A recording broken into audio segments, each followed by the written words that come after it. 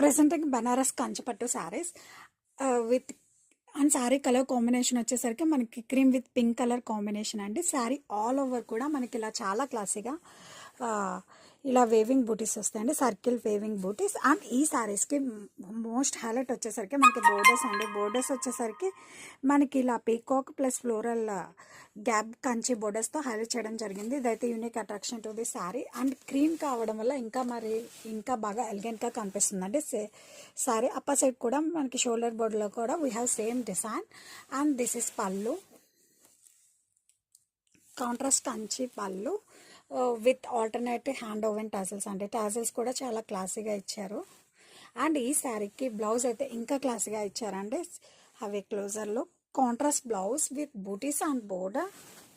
and sari all over